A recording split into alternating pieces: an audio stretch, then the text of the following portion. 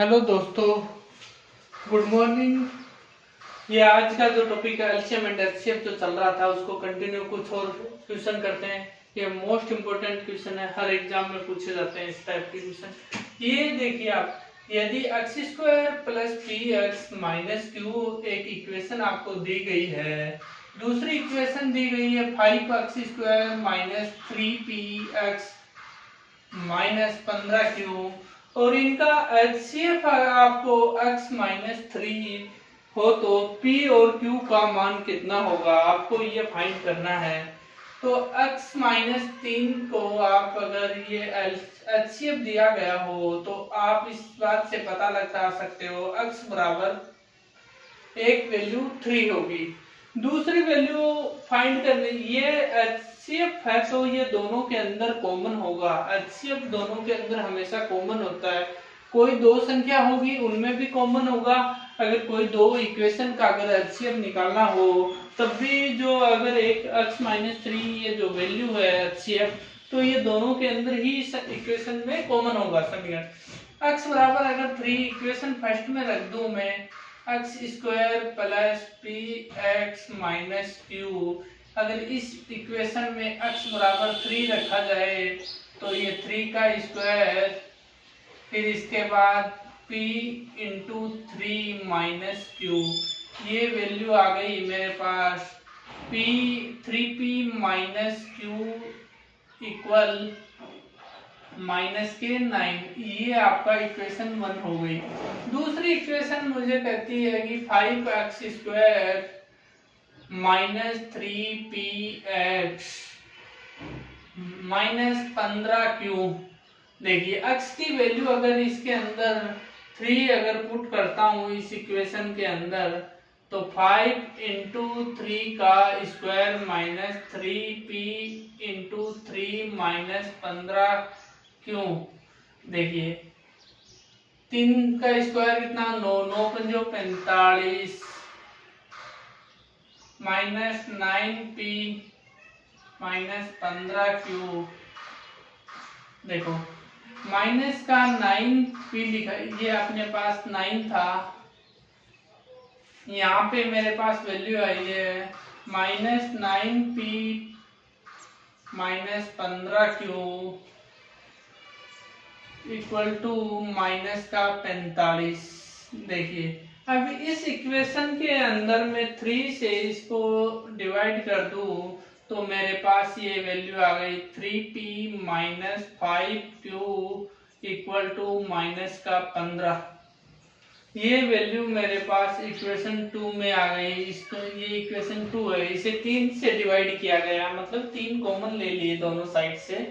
अब इक्वेशन ये और ये दोनों को इक्वेशन समीकरण 1 और प्लस समीकरण 2 दोनों को अगर मैंने प्लस किया तो मेरे पास वैल्यू आई 3p minus q equal to minus 9। ये है minus 3p minus 5q equal to minus 15। देखिए अब अगर मैं इन दोनों से, ये पहले वाली इक्वेशन जो है इसमें से ये कैंसिल हो जाएगा, यहाँ तो 0 रहेगा, इसको ऐड किया तो ये 6q हो गया, और यहाँ पर ये आपकी वैल्यू आ गई माइनस के 24। 9 और 15 मिलके 24 हो गई। q की वैल्यू मेरे पास निकल गई 24/6। इसको मैं लिख सकता हूँ 8, इसको लिख सकता हूँ q की वैल्यू मेरे पास 4 आ गई, जबकि q की वैल्यू मेरे पास 4 आई है। q की वैल्यू 4 आई है, उसी प्रकार में q की वैल्यू अगर इसके अंदर रखता हूँ तो p की वैल्यू मेरे पास फाइंड हो जाएगी। q इक्वेशन 1 में अगर मैं q की वैल्यू रखता हूँ, देखो यही वैल्यू q की वैल्यू -4, एक तो आंसर ये हो गया आपका। दूसरा है अगर मैं इसमें 3p आपको गिवन है और माइनस का 9, और q की वैल्यू ये आएगी प्लस में हो जाएगी, सॉरी ये माइनस का 9, q की वैल्यू यहाँ पे आएगी प्लस, ये 4 रखा, p बराबर आपकी वैल्यू ये -9 और +4 मिलके हो गए -5। बटे में क्यू, पी की वैल्यू गुणा में था 3, तो ये आ गया आपका बटा में। तो दूसरा आंसर ये हो गया। P और Q की वैल्यू हो गई 5/3, P की वैल्यू, Q की वैल्यू 4। ये आपका फाइनल आंसर आ गया। अब दूसरा जो आपको क्वेश्चन दिया गया है वह छोटी से छोटी संख्या जो 31 का गुणज हो उसे 15, 24 और 32 से भाग देने पर क्रमशः 2, 11, 19 शेष बचे। सबसे पहले आप ये फाइंड कीजिए कि इसके अंदर एक तो इनका एलसीएम निकालिए। सबसे पहले एलसीएम निकालोगे आप 15, 24 और 32। इनका एलसीएम निकालना हो तो सबसे पहले 8 का भाग की जगह 32 का ही दे दीजिए। 32 का भाग देने पर एक तो ये 2 की पावर 5 इसके अंदर कॉमन आ जाएगा। 2 की पावर 5, देखो एक तरीके से आप इनका एलसीएम इस टाइप से भी लिख सकते हो।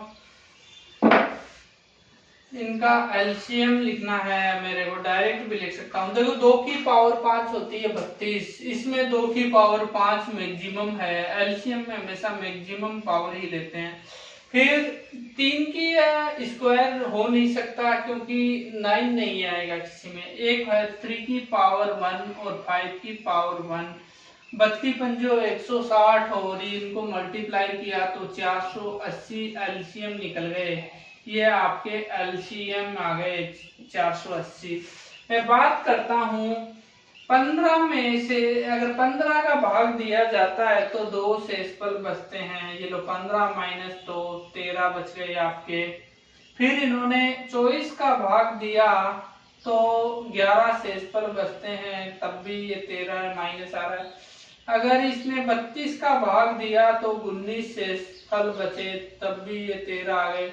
ये 13 आपका जो कॉमन टर्म निकली है, कॉमन टर्म निकली। लेकिन इसने कहा कि 31 का गुणज होना चाहिए, तो आप 480 को आप k से गुणा कर दो। k से माइनस कर दीजिए इसमें 13। ये आपके पास एक इक्वेशन बन गई। इस इक्वेशन में अगर 31 का भाग दिया जाता है, 480 में अगर मैं 31 का भाग देता हूँ, 480 में 31 का भाग एक बार जाएगा, फिर अपने पास 17 बचेंगे, फिर ये 0। 31 का भाग दोबारा दिया, 31 पंजो 155, तो वापिस दिया तो ये आपके पास 15 बच गए। 15 शेषफल बचा। ये इसका मतलब हो गया, आप लिख सकते हो 15k माइनस 13। अब ये 31 का गुणज होना चाहिए। अगर मैंने k की वैल्यू 1 रखी तो 2 आएगी वैल्यू, क्योंकि 1 रखूंगा तो 15 माइनस 13 2 आएंगे। अगर k की वैल्यू मैंने 2 रखी, 15 दूनी 30, 30 माइनस 13, मेरे पास आंसर बचे 17। ये भी 17 31 का गुणज नहीं है, काट दिया। k की वैल्यू अगर मैंने 3 रखी, 15 थी 45, 45 माइनस 13 करने पर 32 बचे। 32 भी 31 का गुणज नहीं है। k बराबर मैंने 4 रखा, 15 चौका 60 माइनस 13 57 बचे। 57 भी गुणज नहीं है। अगर मैं k बराबर 5 रख देता हूँ, 15 5 75 माइनस 13 62, 62 होता है 21 का गुणज।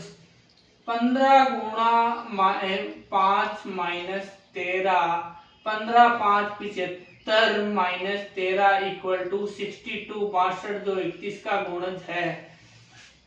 अब देखिए परफेक्ट पूरा पूरा भाग जा रहा है। 480 को आप 5 से गुणा कर दो और माइनस के 13 कर दो। गुणा करने के बाद 480 को, ये आपके आंसर आ गए 2400 माइनस 13 करने पर 2387। आपके ये एक ऐसी संख्या हो निकल के आई है जिसमें 31 का तो पूरा पूरा भाग जाएगा, लेकिन अगर 15 का भाग दोगे तो 2 शेषफल बचेगा। अगर इसमें 11 का भाग दिया जाता है तो नहीं, 24 का भाग दिया जाए तो 11 शेषफल बचेगा। और अगर 32 का भाग दिया जाएगा तो 19 शेषफल बचेगा। इस प्रकार आप इन क्वेश्चनों को भी सोल्व कर सकते हो।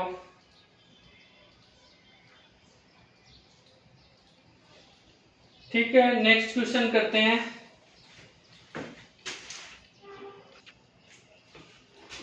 अब नेक्स्ट क्वेश्चन है, दो संख्याओं में से प्रत्येक तो 13 से बड़ी होनी चाहिए, दोनों संख्या 13 से बड़ी हो। इन संख्याओं का HCF 13 है और LCM 273 है, तो इन संख्याओं का योगफल ज्ञात कीजिए।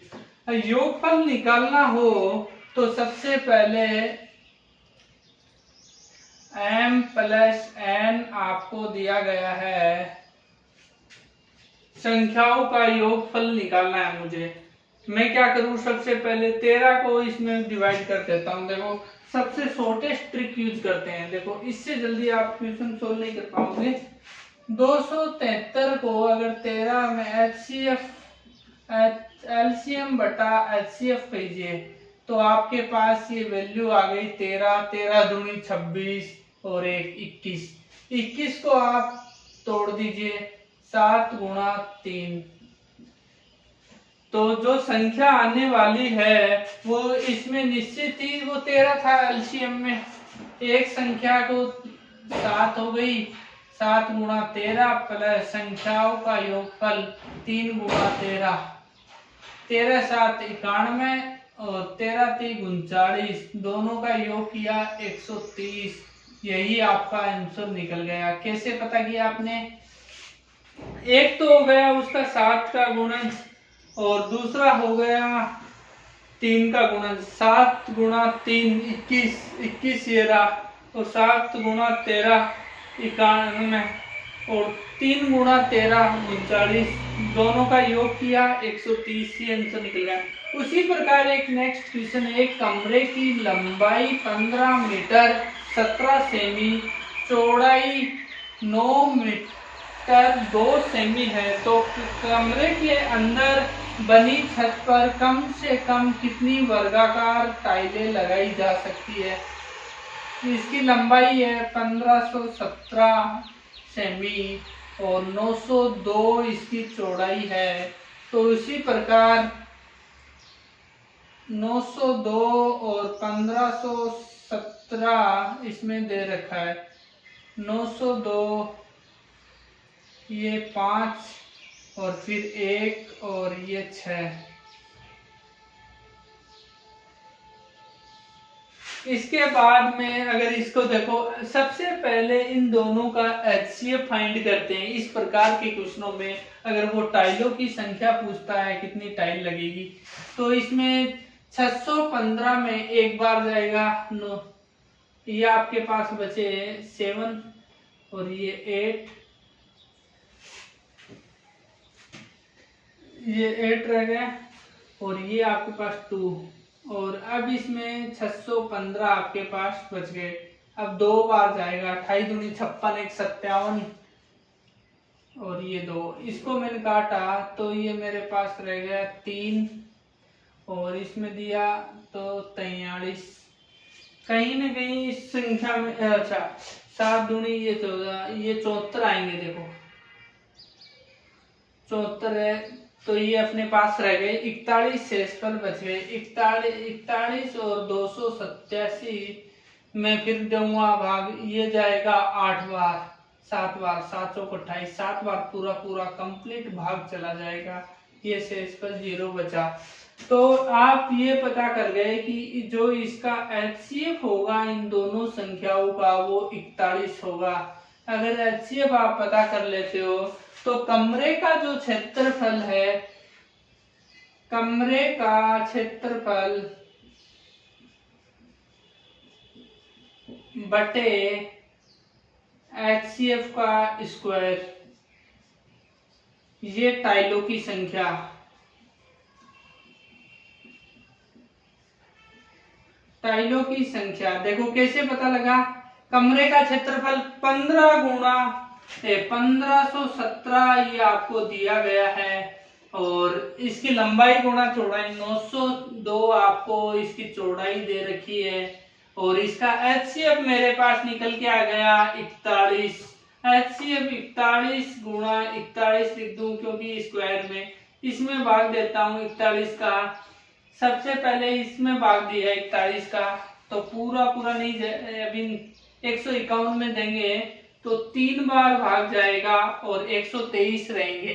151 माइनस 123 अगर मैं करता हूँ, 123 करने के बाद ये वैल्यू बचेगी 11 में से 3 जाने पर 8 बच गए, फिर यहाँ पे 2 बच गए 28, फिर ये 7, 41 का इसमें भाग देता हूँ तो 7 चौक 28, ये 37 बच गया।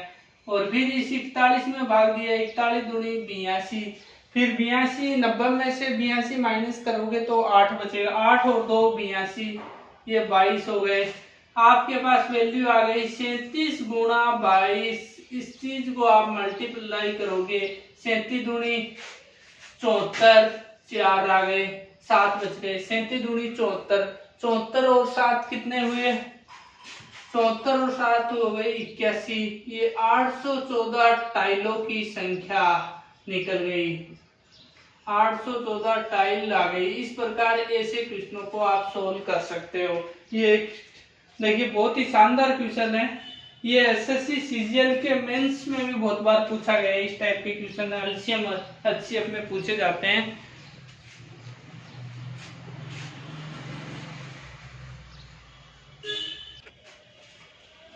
इस प्रकार के क्वेश्चन ये बहुत ही ज्यादा इंपॉर्टेंट होते हैं एग्जाम में। ये टाइम कंज्यूमिंग भी क्वेश्चन, आपको इन क्वेश्चनों का मेथड पता होना चाहिए। और इस ऐसी वीडियो देखने के लिए चैनल को सब्सक्राइब कीजिए, वीडियो को लाइक कीजिए और वीडियो को शेयर भी कीजिए। Thank you, that's all.